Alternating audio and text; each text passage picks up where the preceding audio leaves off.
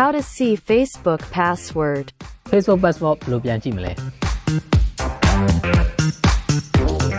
အားလုံးပဲမင်္ဂလာပါ idea knowledge share မှာပြန်လည်ကြိုဆိုပါရစေကျွန်တော်ဒီကနေ့မှာတော့ Facebook password ပြန်ကြည့်လို့ရတဲ့နည်းလေးကိုပြောပြသွားမှာဖြစ်ပါတယ်ဆိုတော့ကျွန်တော်ပြောပြအခုနည်းကတော့ကျွန်တော်တို့ Gmail နဲ့ဖွင့်ထားတဲ့ဒါ account တွေသာလျှင်ရမှာဖြစ်ပါတယ်ပေါ့နော် Okay ပထမဆုံးအနေနဲ့ကျွန်တော်တို့တစ်ချက်သွားမှာကတော့ကျွန်တော်တို့ဒါ Gmail application လေးတွေတစ်ချက်သွားမှာဖြစ်တယ်ပေါ့နော်ဒီမှာနော် Gmail တစ်ချက်သွားလိုက်မယ်သွားပြီးတော့ basic တို့ရဲ့မှာ Gmail application လေးနဲ့မှာကိုယ့်ရဲ့မှာ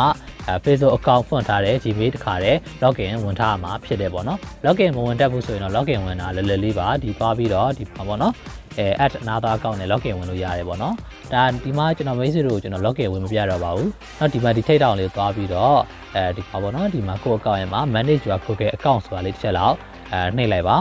Okay နှိပ်လိုက်ပြီးသွားပြီးဆိုတာနဲ့ဒီလိုမျိုးတွေ့မယ်ပေါ့နော်အဲ့မဲ့ကျွန်တော်တို့ကပဲသွားပြီးလောက်ရမလဲဆိုရင်ဒီမှာ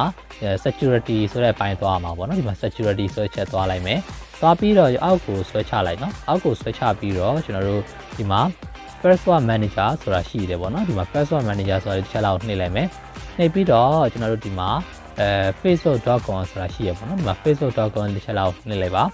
နှိပ်ပြီးရင်တော့ကျွန်တော်တို့ဒါကိုပတန်လေးနဲ့ဒါဖွင့်ပေးလိုက်ပေါ့နော် Okay ဒီမှာဒါမိတ်ဆွေတို့ဒီမှာကျွန်တော်တို့ Facebook ကို account ကိုဒီမှာတွေ့ရမှာဖြစ်တယ်ပေါ့နော်ဒီအောက်မှာမျိုးလုံးလေးမှိတ်ထားတဲ့ဟာလေးကဒါဖွင့်လိုက်မယ်ဆိုရင်ကျွန်တော်တို့ Facebook account မှာ password ကိုမြင်ရမှာဖြစ်ပါတယ်ဆိုတော့ okay ဒါလေးပါပဲပေါ့နော်ဒါ facebook.com ဆိုကြည့်လို့ရမှာဖြစ်တယ်ပေါ့နော် okay ကျွန်တော်ခုပြောတဲ့နည်းလေးကကျွန်တော် Facebook account ကိုကျွန်တော် Google Gmail account နဲ့ဖွင့်ထားတဲ့ဒါ account တွေဒါလေးကြည့်လို့ရမှာဖြစ်ပါတယ်ဆိုတော့အားလုံးပဲနောက်ထပ်ဗီဒီယိုဒီမှာပြန်တွေ့ပါမယ်